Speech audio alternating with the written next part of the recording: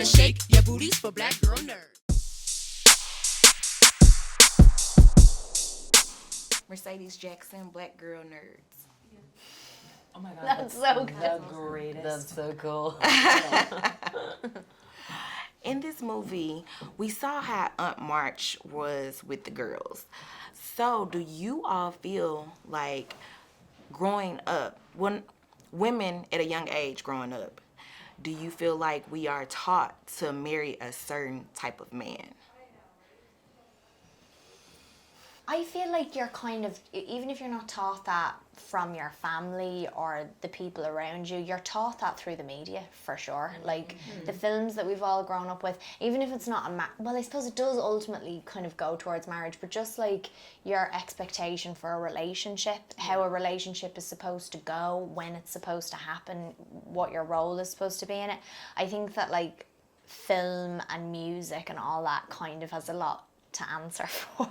And a lucky girl is a girl who he's in love with at the end of the story versus a girl who fights for and gets her own copyright, a girl who has a voice in the world. You know, those aren't the happy endings we usually have been raised with.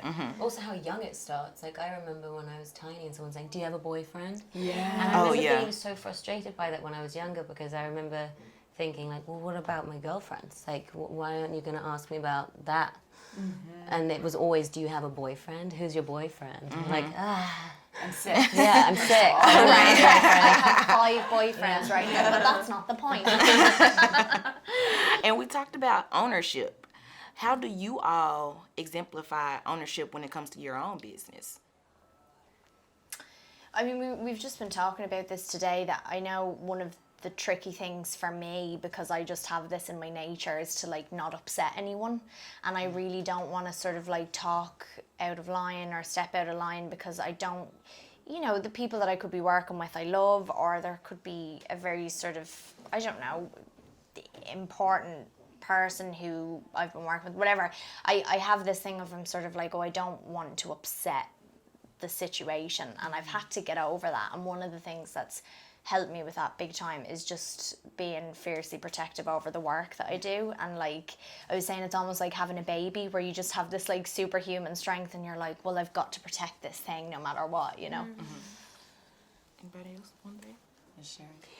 Yeah, actually the same. That's not making a fuss is one of the biggest battles that I have to make, and filling in gaps, filling in spaces in conversation at work as well. That's always like, you don't have to be helping everyone else along in a conversation, especially at work, especially with dealing and sorting out issues.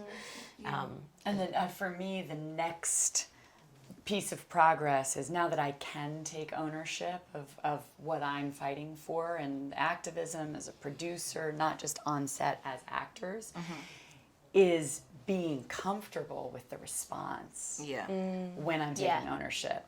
Particularly at times male response of, like, whoa, aren't you a little, you know, that you go, no, this is what feels right to me or true to me, as opposed to then being apologetic about taking ownership.